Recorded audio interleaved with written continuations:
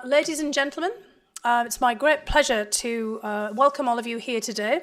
I'm Fiona Hill, the Director of the Centre on the United States and Europe, and I'd like to extend a welcome on behalf of the Brookings Foreign Policy Programme and also the Global Economy and Development Programme here at Brookings for an address by our Deputy Secretary of State, Tony Blinken, who is going to be launching a new US strategy for engagement with Central Asia. I think most of you are very familiar with Tony Blinken, but nonetheless, I would like to lay out some of the contours of his very distinguished career in government. He has been Deputy Secretary of State for the past several months, but also before that just served as the Assistant to the President and Deputy National Security Advisor. He's also been the National Security Advisor to the Vice President, and for many years was the Democratic Staff Director at the US Senate's Foreign Relations Committee. And that's just the most recent iteration of Tony's career in government, because he also served in the National Security Council during the Clinton administration from 1994 to 2001 in a variety of capacities, including as Senior Director for European Affairs. And he was also in the State Department in other capacities in the 1990s. He did begin his career, as most people in Washington seem to do, as a lawyer, but we've forgiven him for that. And he was also a reporter for The New Republic, with various stints writing for the New York Times and Foreign Affairs. And that provides a perfect segue into the format of today's event, because it will also feature a discussion with another former Deputy Secretary of State, who began his career in journalism, none other than our Brookings President, Strobe Talbot. Now, Strobe and Tony, their careers have intersected at various junctures. During the Clinton administration, they worked together in their various capacities. But there's also a very interesting, and many of you in the audience are probably aware of it, substantive link to today's event. Because on July 1997, just down the road, not here at Brookings, but just down the road at SAIS, at what was then the newly inaugurated Central Asia and Caucasus Institute at SAIS, Strobe gave his own address as Deputy Secretary, announcing a US strategy towards Central Asia, which was also at that point linked to the Caucasus region across the Caspian. It was quite a famous address, and many of you in the audience might remember it. It featured the title Farewell to Flashman, which I think Strobe will probably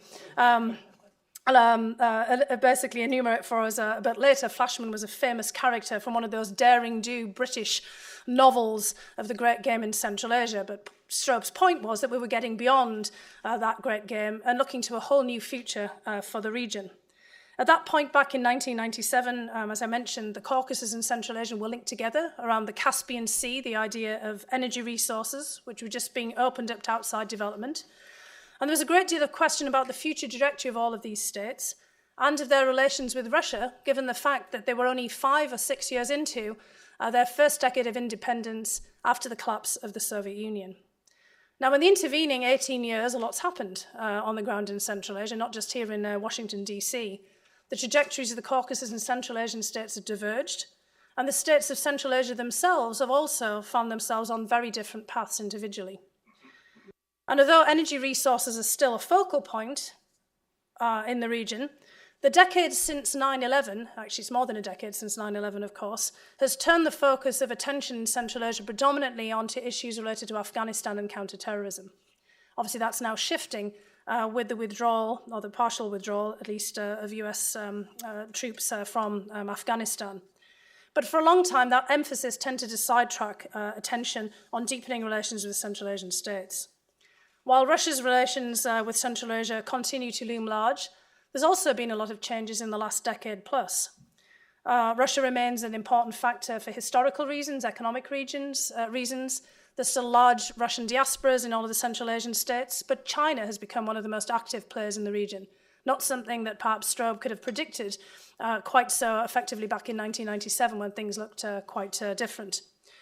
Beijing's made major investments in energy and in infrastructure, and in many places changed the trajectory of trade and politics in some of the Central Asian states in terms of the interactions. So in short, Central Asia of 2015 is not the Central Asia of 1997. And Deputy Secretary Blinken will tell us now how it fits into US policy and strategy, how things look ahead, and then he and former Deputy Secretary Talbot will talk about how the region has changed and give us some insight into US interests over this period. We also have in the audience, as well as many distinguished members of the diplomatic our service and colleagues from the State Department, including those who work very closely on Central Asia, some of our own colleagues like Johannes Lynn, who's sitting here in the front row, who has spent many decades working on Central Asia at the World Bank and here at Brookings. And I know that with also many of you here in the audience, we're in for a very good discussion. So thank you very much to everyone for coming, and over to Deputy Secretary Blinken, and then to the conversation with Strobe Talbot. Thank you very much.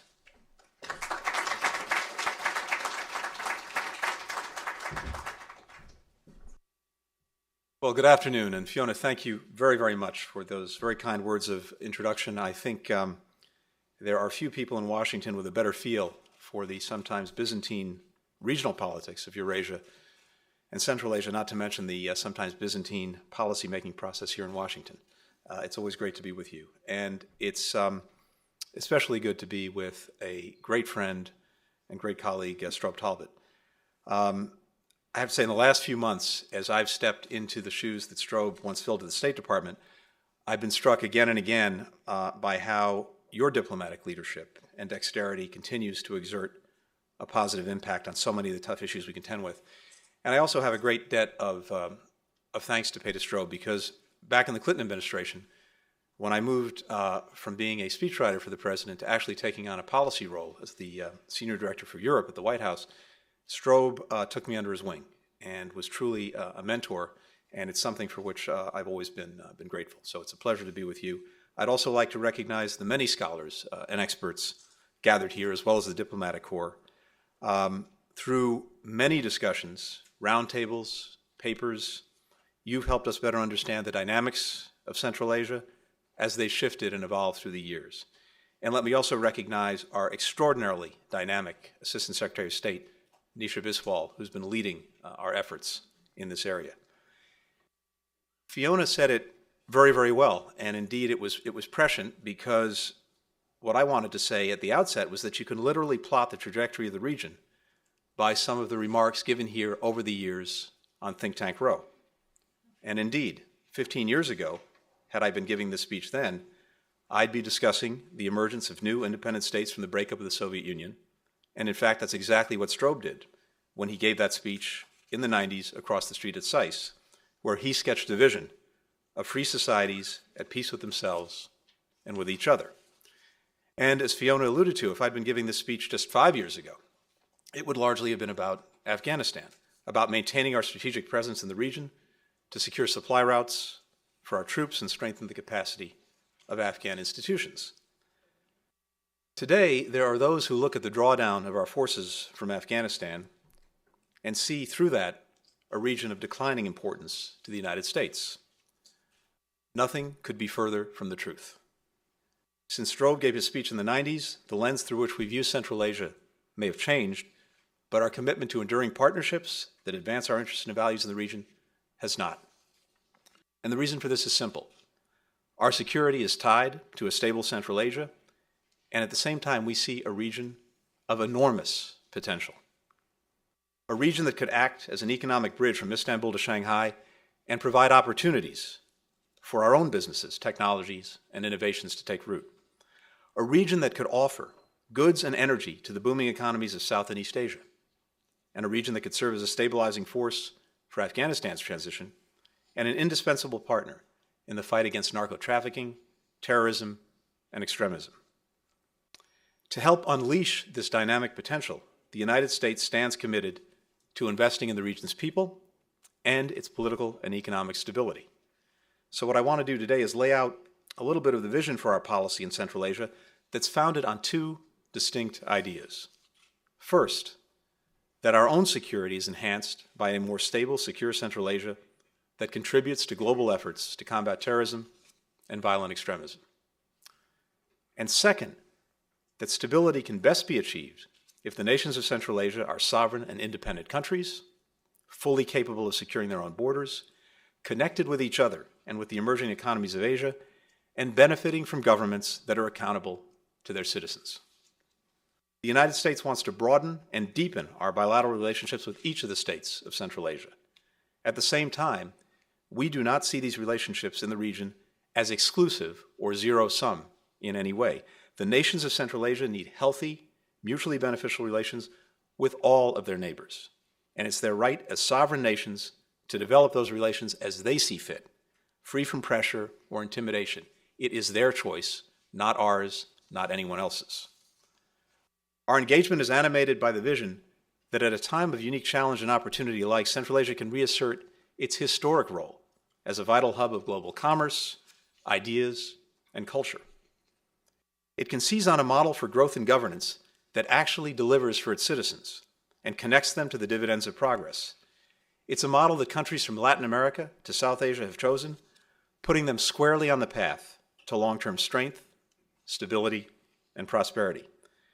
Just over 23 years ago, we were among the first to recognize the independence, the sovereignty, and the territorial integrity of Kazakhstan, Kyrgyzstan, Tajikistan, Turkmenistan, and Uzbekistan.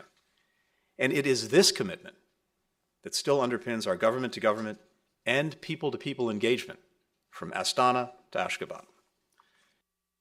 Today, we have three important objectives for our engagement with each of the Central Asian states: strengthening partnerships to advance mutual security, forging closer economic ties, and advancing and advocating for improved governance and human rights. So let me spend a few minutes talking about each one of those pillars.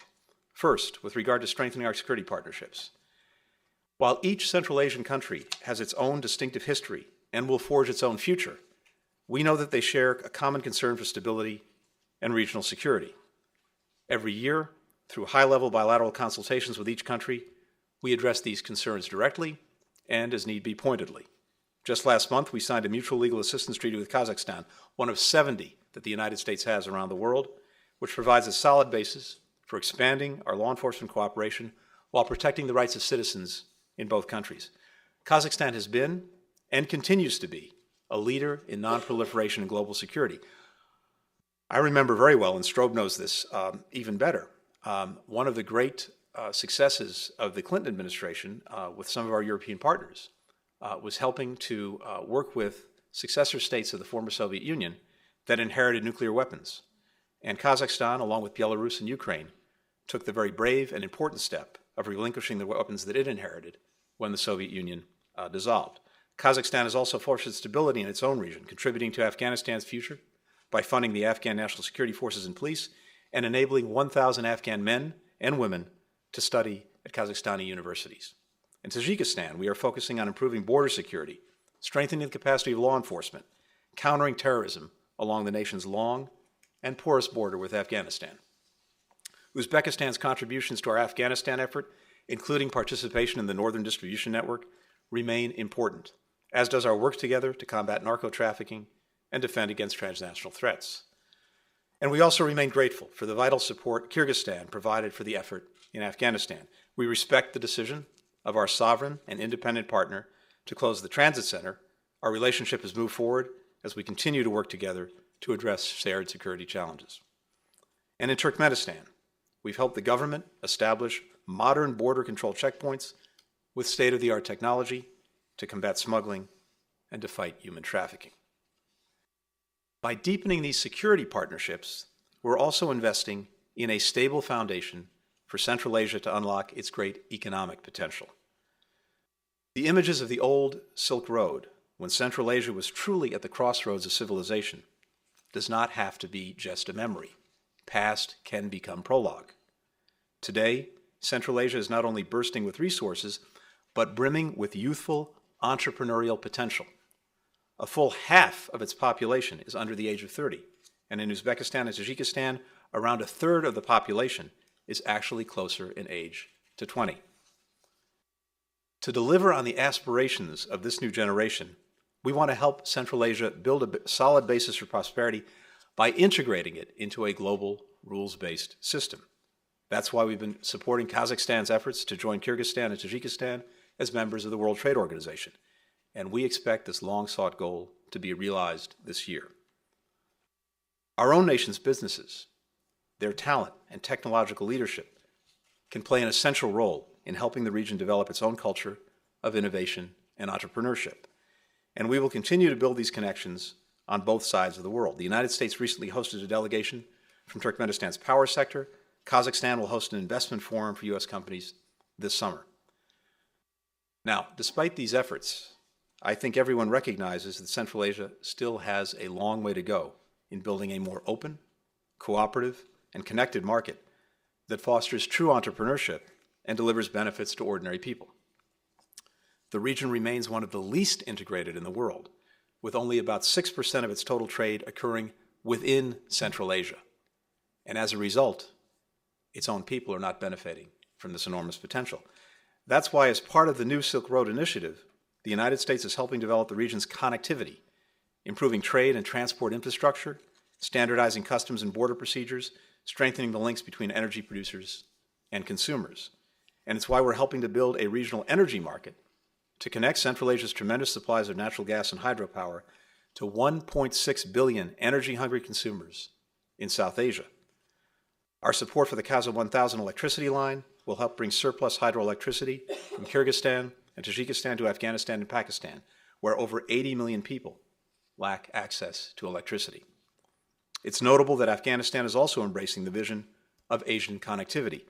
Some of you may have heard just last week when President Ghani was in Washington, he addressed a joint session of Congress and extolled the importance of regional energy trade for Afghanistan's economic viability. A lot of work is being done on the physical infrastructure to connect these countries. But just as important as that physical infrastructure are the policies that go with it, the soft infrastructure of laws, of regulations, of agreements between and among governments to facilitate the flow of people, of goods, and of financing. And we're helping in that area too. Ultimately, for Central Asia to fully reap the benefits of shared prosperity, it has some choices to make between the political and economic practices of the past that offered limited potential for long-term diversified growth, and the possibilities of the future, the surge of innovation and energy that comes from building more open societies at home and joining a dynamic, just, and rules-based global marketplace. These rules are not designed to assert the authority of one nation over another. They serve to protect and benefit us all, to give businesses the confidence they need to invest, drawing on skills of young, educated populations, and building a growing market for entrepreneurial talent. Now, I know that destination may seem distant as we gather here today, but it promises what nothing else can: the opportunity for Central Asians themselves to enjoy in the fruits of their prosperity. Finally, a critical aspect of our foreign policy is advancing the democratic values that we share with people all over the world, including in Central Asia. These values are at the very core of our engagement with the region and essential to the lasting stability that we seek. Across every bilateral relationship, we continue to advocate forcefully for greater respect for human rights, a stronger voice for civil society, and greater religious freedom. Progress has been halting, but I believe we are better able to address these difficult issues because we are present and engaged with these governments and their civil society. We know that governments that are accountable to their citizens can more effectively sustain their own security, defend their own sovereignty, and contribute to regional stability. Upholding freedom of expression, the rule of law, and political pluralism gives citizens peaceful, legal outlets to raise their grievances and diminish the chance that they will be drawn to violent extremism. These same freedoms are also vital to building innovative societies. In the past, when we thought about the wealth of a nation and what constituted that wealth, we would talk about the physical size of a country, its abundance in natural resources, the strength of its military, literally the size of its population. And all of these things, of course, are still relevant today.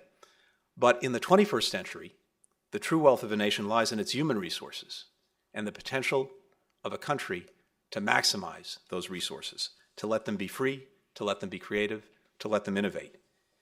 Those are the countries that we most want to engage with.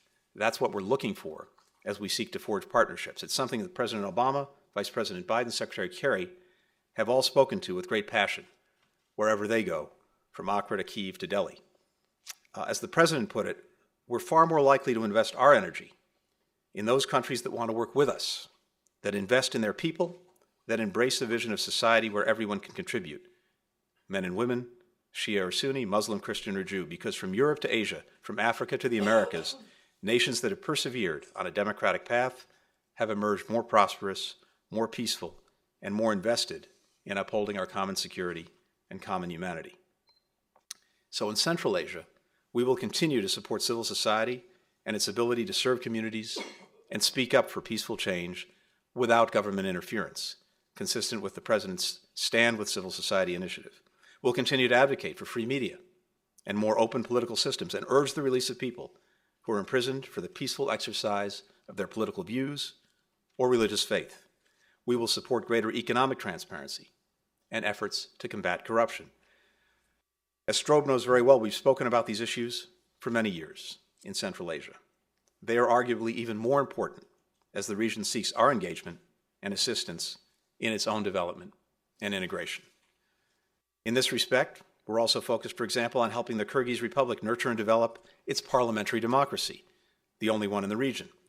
Our assistance and our exchange programs emphasize rule of law reforms, support a more open civil society, and create new educational opportunities. One of the things we're very proud of is having hosted nearly 80% of Kyrgyz parliamentarians here in the United States, where they discuss the responsibilities of public service with American officials and representatives of civil society.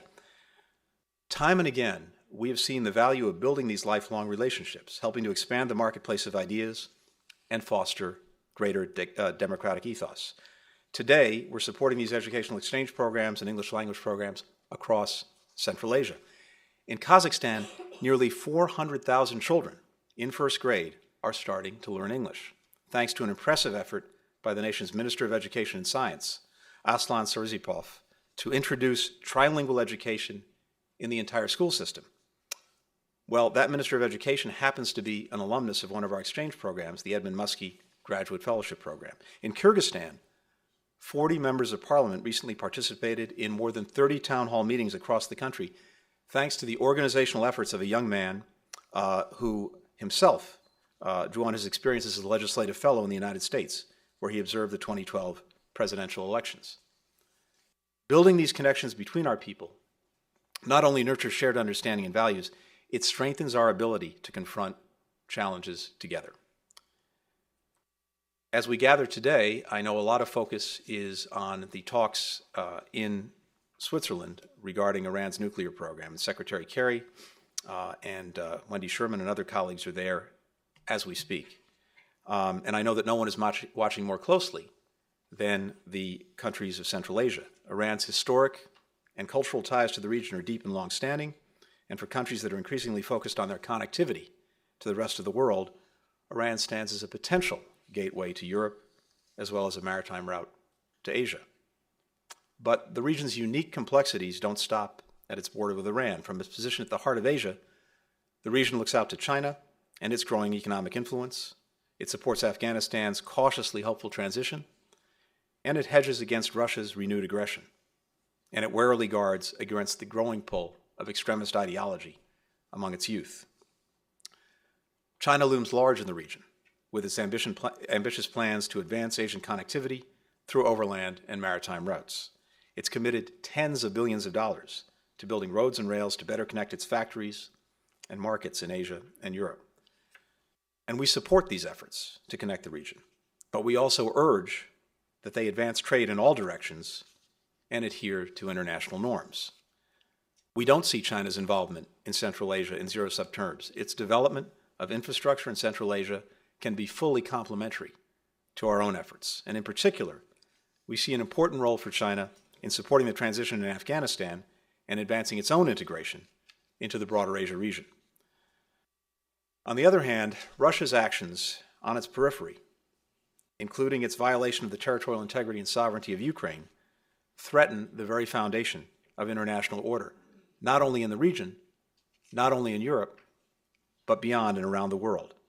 As Russia and the separatists that it backs continue to destabilize eastern Ukraine, they're doing more than violating the borders of one country. They are threatening the fundamental principles that we all have a stake in defending, in Europe and indeed around the world.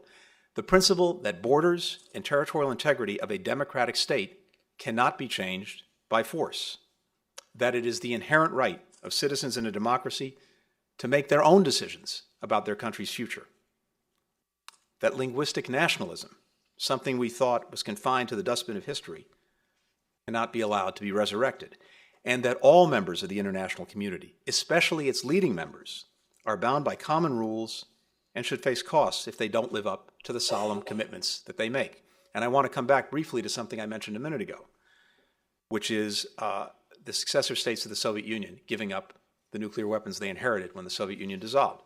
As I noted, besides Kazakhstan, Belarus and Ukraine were the two other countries that inherited these weapons and gave them up. And in the case of Ukraine, it did so in exchange for assurances from three countries that its territorial integrity and sovereignty would be respected. Those three countries were the United Kingdom, the United States, and Russia. What does it say not only to Ukraine, but to countries around the world when those solemn assurances can be torn up and totally ignored? What does it say at this very moment when we are seeking to convince Iran to forego nuclear weapons in the future, when it considers the commitments that big powers have made in the past and wonders about the enduring nature of those commitments into the future?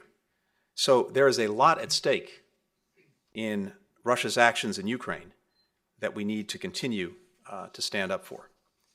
Now, there are obviously costs to the pressure that we're exerting on Russia for its actions in Ukraine, and we know that these costs reverberate around the region. And while the nations of Central Asia understand the dangers posed by Russia better than most, they're also feeling the impact of Russia's economic weakness more than most. We understand that anxiety, and we're committed to leveraging our own economic tools to help Central Asia diversify their economies and interlink their markets. We do not ask any country to choose ties with the U.S. to the exclusion of anyone else. We reject the false choices imposed by anyone else. We fully support the aspirations of Central Asian states to pursue a multi-vector foreign and economic policy. We know that the threat of violent extremism is yet another growing danger for the region. Earlier this year, the United States hosted the Countering Violent Extremists Summit to kickstart a global conversation on the most effective ways to disrupt and destroy ISIL's finance and recruitment efforts and the broader challenge of violent extremism. Both Kazakhstan and Kyrgyzstan sent high-level delegations to the summit. Kazakhstan committed to host a regional CVE summit for South and Central Asian countries this summer. The summit that we held in Washington not only considered the challenge of countering extremism as it exists today, but also preventing it, reaching the large pool of alienated young men and women susceptible to the siren call of extremism by giving them more economic and political opportunities. It's a challenge that requires all of us to take stock to ensure that we're fostering societies in which all citizens feel that they have a stake. In this atmosphere of uncertainty, it can be tempting to turn inward, to build high walls, to close borders. But the very geopolitics that give Central Asian states cause for anxiety also incentivize them to embrace a new and different kind of future.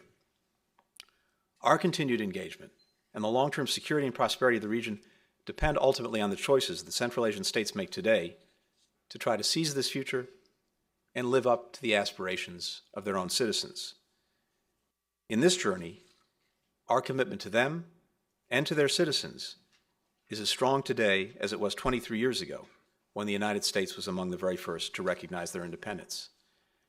It's a commitment not only between governments, but between people. Between our universities as they share knowledge, exchange students, and foster a culture of innovation. Between our businesses as they create jobs, spur investment, and develop the region's frontier markets. And between our leaders as they work together to advance essential reforms, to overcome common challenges, to unlock the potential of Central Asia for this generation and generations to come. Thank you very much.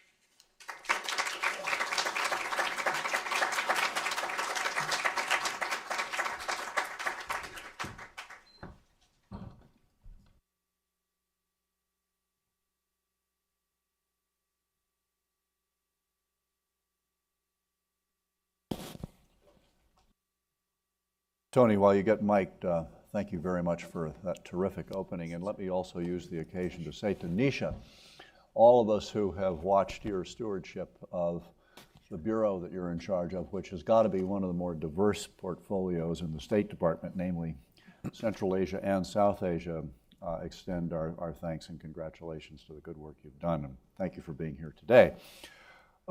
Tony, that was a terrific overview. I hear a little bit of a resonance from history that we were saying goodbye to all those years ago. Maybe at least one of the headlines here could be, "Welcome back, Flashman." And so let's stay, if we could, for a moment on one of the last points that you talked about, which of course is on the minds of all of us, and that is the role of Russia. And maybe you could zero in on Kazakhstan in particular, not least because, of course, as you said, President Nazarbayev and his government joined the Ukrainians and the Belarusians in getting rid of the nuclear weapons. They also have a very significant Russian population, a point that President Putin underscored in a meeting with Nazarbayev, and Nazarbayev took some umbrage from that when President Putin questioned whether Kazakhstan was even a state. Is that still resonating in the region, not just in Kazakhstan, but throughout the region? So I think it is resonating in the region, and of course, what's going on, as we discussed a moment ago, in Ukraine is resonating in the region. What's going on in Georgia and continues to go on in Georgia resonates in the region. Moldova, all these things resonate. But I think what's challenging is this. First, we believe strongly that the countries of Central Asia should have peaceful, prosperous, beneficial relations with all their neighbors, including Russia. And Russia is going to have a critical role to play in Central Asia going forward. The trade relationship is very important. Remittances have been quite significant. And of course, the downturn in the Russian economy poses a real challenge for the many Central Asians who are there, and we're sending money back home. But as we tried to make clear again and again, we're not trying to pose some kind of zero-sum choice. And indeed, even when it comes to, for example, the Russian Economic Union, the Customs Union, we're not telling countries that they shouldn't join. To the contrary, it would be totally inconsistent with exactly what we've been telling the Russians when it comes to Ukraine, which is countries should be able to decide for themselves with whom they want to associate and what the basic decisions are about their future. So I think the challenge is that we want to encourage positive relations, but it is Russia's actions themselves that are sending a very discordant message to countries in the region, and that is causing them to look more and more for alternatives and different choices. I think maximizing those choices, maximizing those opportunities is a good thing. We hope we get to the point where Russia changes its approach and provides the benefits that come with long and in many ways strong relations, especially in the trade area. But right now, I think my sense is that the anxiety level is extremely high. And how does that translate into the attitude of the Central Asian states towards the prospects for a Eurasian Union, as clearly as an alternative to the European Union? Well, look, I think, again, we've been very clear. We have not said to anyone, don't join. And indeed, we have Kazakhstan and Kyrgyzstan that have, and we're working very closely right now with Kyrgyzstan on its WTO membership, something that we hope will be realized this year. What we do want to see when it comes to that union is that countries uphold their broader international commitments and that it doesn't actually constrict trade, it advances it. And so if the result, for example, of joining such a union is more tariffs or non-tariff barriers, that's moving in the wrong direction and backwards. But there's nothing fundamentally inconsistent with doing that and participating in the larger international rules-based system. And we're encouraging countries to do that. But, I think what a number of countries in the region are seeing right now is Russia that has mismanaged its economy, going back some time. Second, the sanctions as a result of its actions in Ukraine that have given it a significant setback. And then, of course, oil prices, which perhaps more than anything else have undermined it. Those three things taken together make the benefits of engagement with Russia economically a lot less than they were even a couple of years ago. And I think, again, that is causing countries to look to diversify their economic relationships. You made a point of connecting American aspirations and concerns about political pluralism, and you also, in that context, flagged the danger of extremism and terrorism. There's a neighboring region, the Caucasus, where that is particularly a phenomenon that seems to be growing. I would say in parenthesis, not least perhaps because of the Russian policy of emphasizing ethnic Russian nationalism, which doesn't play very well in those parts of the Russian Federation, or for that matter in the former Soviet Union, which are historically not Slavic and indeed are at least culturally Islamic in much of their legacy. Do you hear, and do your colleagues in our posts, diplomatic posts in the region, hear much concern about the rise of Islamic extremism in the Caucasus, bleeding over into other parts of the former Soviet space? Yes, no, that's a real concern. It's something that we hear more and more.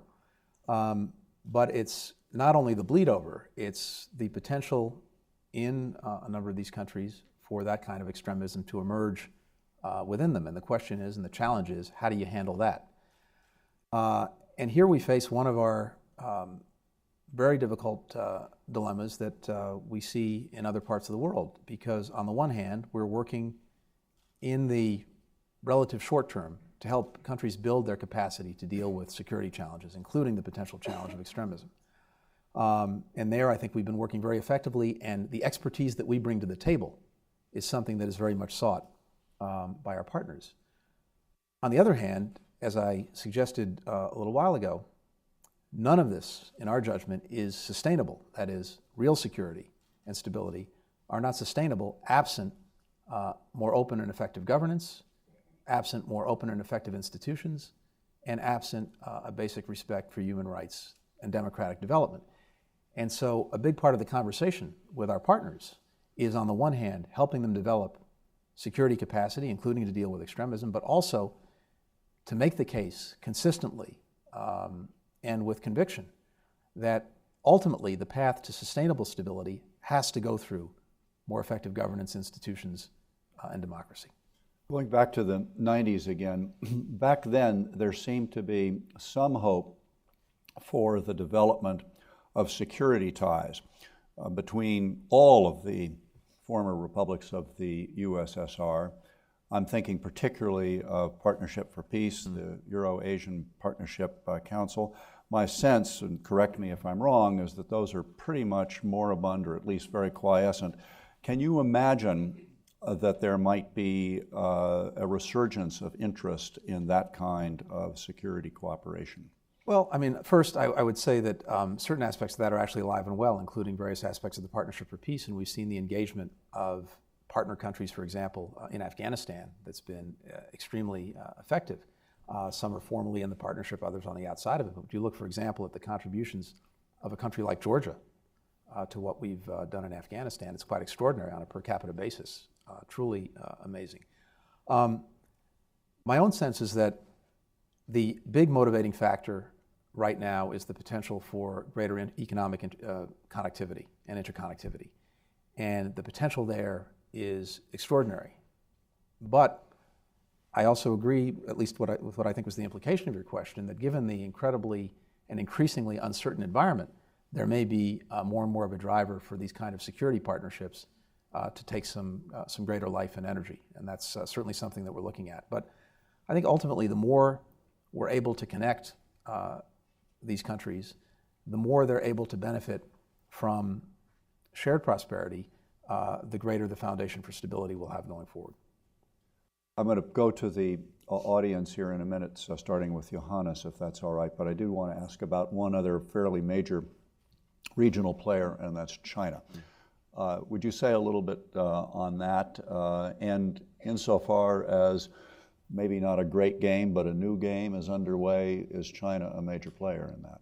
China's very much a major player, and as I tried to suggest, we think that this is largely complementary to what we're trying to do. And indeed, we're looking at ways to more effectively coordinate with the Chinese. The investments that they're making in the physical infrastructure that ultimately can connect these countries are extraordinary and usually beneficial. Beneficial to people in these countries in terms of giving them opportunity, potentially beneficial to our own businesses that are trying to work there. And there is no zero-sum choice here. These things can work together, our own engagement, China's engagement. But I would say this, the engagement and the investment are very important, but how they're done is also important. And so I think countries will ask questions about the engagement and the investment. Whose workers are being used to advance it? What kind of standards are being upheld when it comes to the rights of workers, when it comes to the environment? What about the quality of the projects? All of these things are also critical.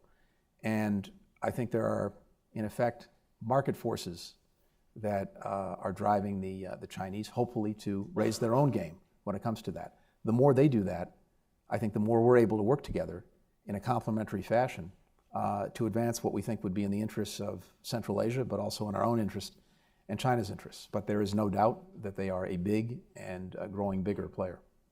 Would you say, and this may sound like a leading question, but I know as a good lawyer you won't be led, does the fear and concern in Central Asia about Russia play to China's advantage, as it does perhaps to some degree to our own advantage? Short answer is yes.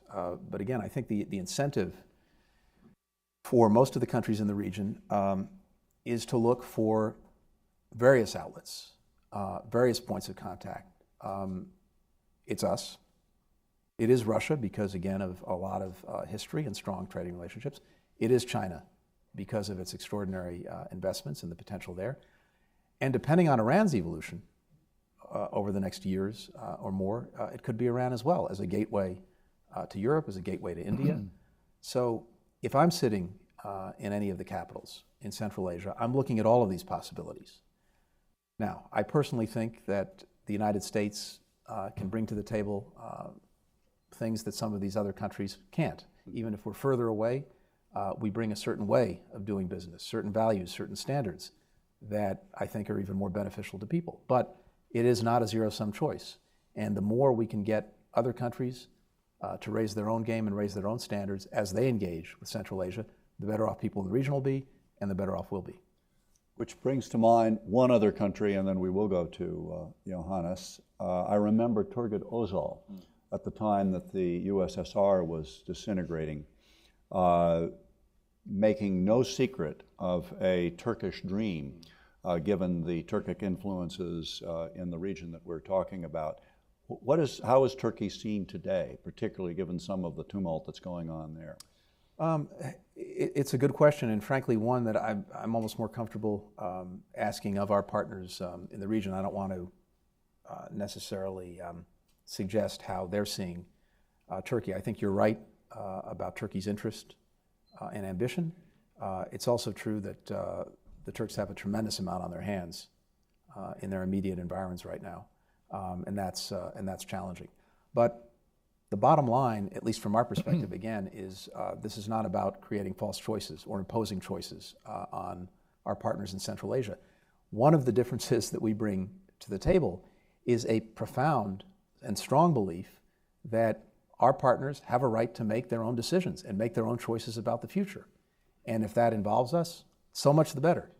But if it involves other countries in the region, that is their decision. Johannes.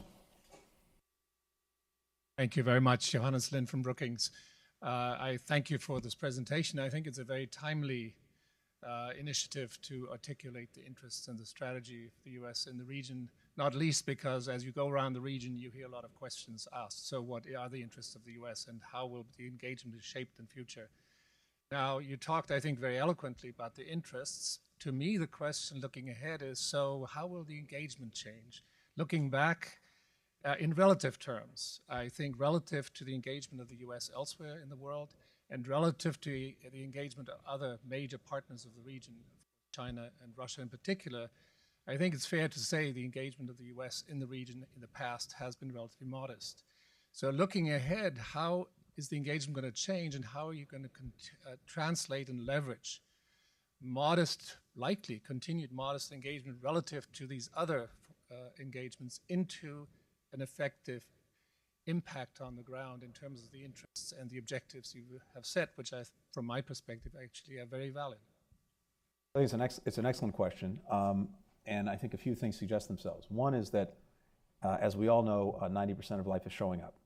And so the consistent and hopefully high-level engagement that we have makes a difference, certainly on an official level. And I think we actually have to do even more than that. Now, the Assistant Secretary has been a regular visitor and very deeply engaged, as have a lot of officials across the board. But it's something that we're looking at over the next couple of years to elevate even that game.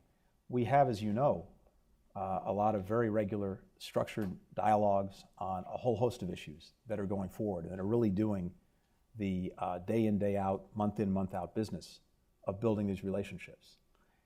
And then what's really important, at least to me, is that even as we have these critical government-to-government relations, and even as hopefully we do even better in building that engagement and being there, that the other aspects of our connectivity and engagement are what really are going to sustain and build these relationships.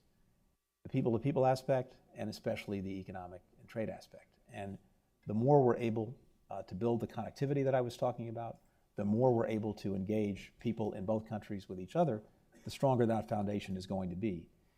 And again, it may be a bias, but even though we have the disadvantage of being geographically far away, because we have interests, because we see potential, and because we bring something to the table, as I suggested, that maybe some of the more close in proximity neighbors don't, my sense is that the Central Asian countries are very much looking to us for that engagement, and we now just have to deliver on it. Thank you. The lady right here, please wait for the mic, identify yourself and ask a short question. Hi, my name is Tara McKelvey. I work for the BBC. You talked about countering violent extremism and some of the expertise that Americans bring. If you could tell us more about that, that would be interesting. Thank you. Well, let me say this. It's not just the expertise that we bring. It's hopefully the expertise that many, many members of the international community bring. One of the most interesting aspects of the summit meeting that we held about a little over a month ago here in Washington, was that we brought not only countries, not only governments, but also NGOs, technologists, academics to the table from around the world. And what we found is that different aspects of the problem have often been tackled somewhere, someplace, by someone in a relatively effective way. And it's actually sharing that information and bringing it to scale that makes the big difference. For example, one of the big problems in terms of fostering radicalism and extremism is radicalization in prisons. For 2 of the 3 attackers in the Charlie Hebdo attack in Paris had been petty criminals who went to jail and were radicalized in jail. Some countries have actually had great experience with this and have developed very interesting programs to deal with it. So it's sharing that knowledge and expertise that's critical. And that's one of the things, as a convening authority, in a sense, that we can bring to the table. And the fact that Kyrgyzstan and Kazakhstan were active participants in the summit hopefully will make a difference to them. But, there's a very long discussion one could have about what are the motivating factors that cause people to turn to extremism. What do you do about that? And that was a lot of what was discussed. But I think, to me, the other thing that stands out and that we want to try and advance is that it's obviously critical to counter the violent extremism that we confront today. And sometimes that means, when it comes to people who are beyond the reach of reason, using military and counterterrorism means to deal with it. But preventing it in the first place is obviously even more beneficial. And there, I come back to what I talked about earlier. Ultimately, countries have an obligation, if they really want to prevent it, to try to build more open societies, because the more closed off you are, the more people can't find outlets for their frustrations and their fears that are productive outlets. You can almost guarantee that they'll find negative outlets for that, and ultimately that undermines the stability that you seek. So I think carrying that message and working in a productive way with countries to help develop those outlets is one of the most important things we can bring to the table. Lady there.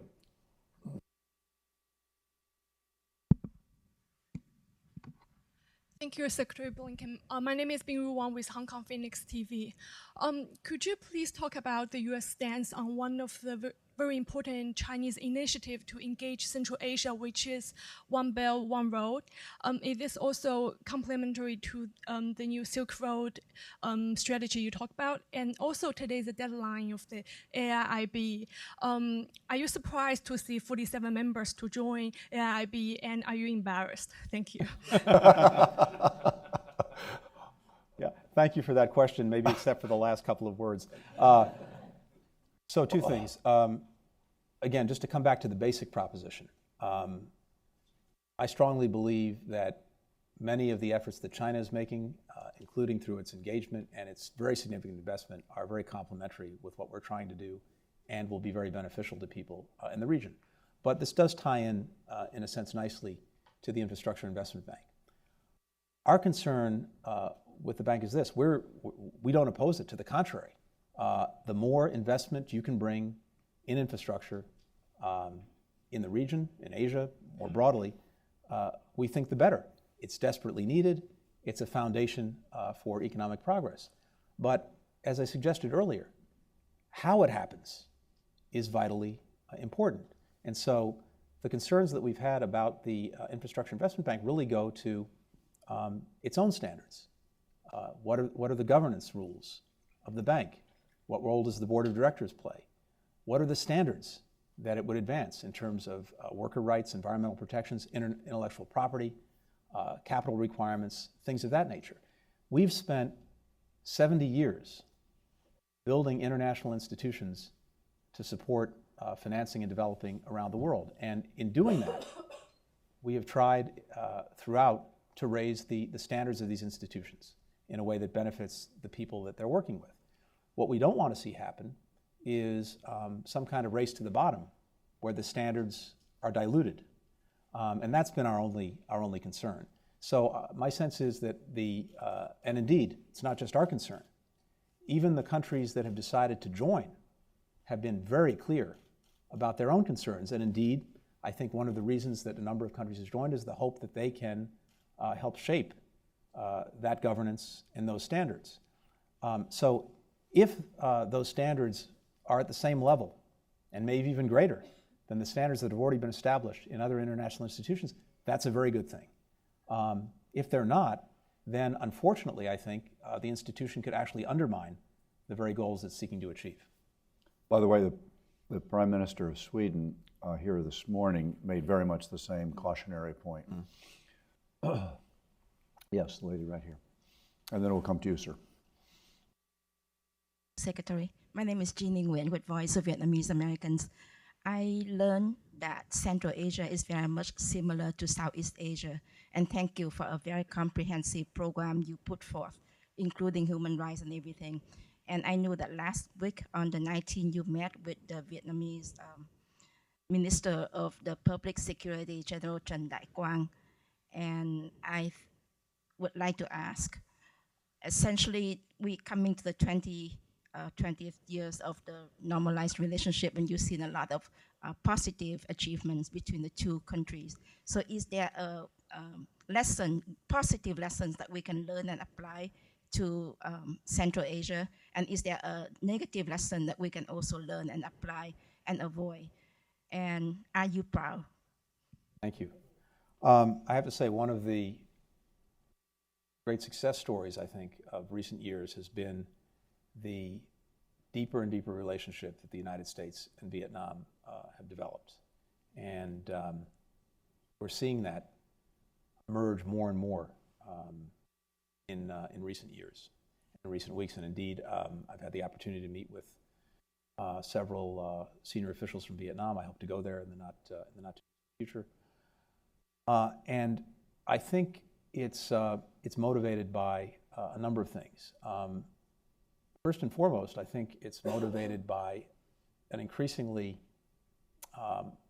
open view among the Vietnamese leadership of what the best future for the country is in terms of its own progress, in terms of its own standards, in terms of its own integration with the region. And that's been very important and something that we're very pleased with. Second, I have to tell you, it's also motivated by some of China's actions in the region. And we talked a little bit about Russia before. We've talked about the tremendously positive role China can and indeed in many ways is playing, particularly through its investment in infrastructure and industry. But there's also nervousness in the region as well about some of China's actions in the South China Seas and other areas. And that is actually causing countries to look to us as a potential foundation of stability. This digresses a little bit, but it still goes to the point. I was in China about 2 months ago, almost 2 months ago. Actually, the first trip I took in this new job, and we had very interesting conversations. And one of the great things that's happened in recent years is we are constantly expanding our base of cooperation with China and working together in more and more areas. Just last year, obviously, the leadership that the United States and China showed on climate change hopefully will have a real impact on other countries as we head to the Paris negotiations at the end of the year. The work that China did on Ebola was very, very significant. And even in our military-to-military relationship, we've seen great progress in building confidence. But some of the actions that China takes in its own area, in its own region, are causing other countries to raise real questions and have real concerns. And so in some of the conversations that we had, one of the things I suggested to our Chinese partners and friends is that, even though our systems and countries are obviously very different and very different histories, very different stages of development, in some ways, China today is a little bit like where the United States was after World War II. And then we were emerging as a great power. And our leaders had to decide how we would use that power. And what they decided was to write rules, develop norms, and build institutions that in many ways constrained our power, but that gave other countries a voice and a vote and a sense that they too could decide the future. And that disincentivized those countries from getting together to check our power. And it has benefited us tremendously in the 50, 60, 70 years since. And it's something I suggested that our Chinese friends might find a useful historical analogy. We give the last question to Rich Kozlovich, a stalwart of the Foreign Service and, as you know, a former ambassador to Baku. Mr. Deputy Secretary, excellent remarks. I'd like to come to the promotion of democratic values issue. Over the last 2 decades, we've developed a series of programs and tools for our ambassadors and embassies to use to promote civil society, democratic elections, freedom of expression. And yet in a lot of these societies now, we're facing an environment where civil society is being shut down. The leaders that we trained are arrested. Journalists who are part of RFERL are arrested. My question is, are the tools and programs today adequate to address an environment that is far less friendly than it was 2 decades ago when we had such great hope for these programs? I would say that they're necessary but not adequate. And that we constantly have to reevaluate whether there are better and more effective ways of advancing that mission for exactly the reasons that you cite. So my own sense is that we have to keep at it with even more determination, but we also have to think much more creatively about whether there are different ways, additional ways of engaging. How do we better use new media and new technology? how can we think about working with partner countries that may have more easy access than we do, but want to advance this mission.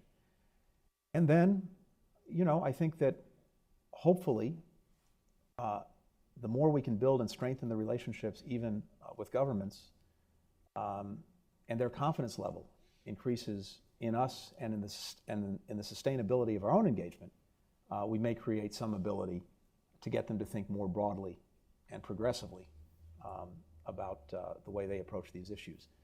But it's also being clear and forthright in holding people accountable for their actions. We, as you know, we publish annual reports on human rights, on religious freedom, on trafficking in persons and others.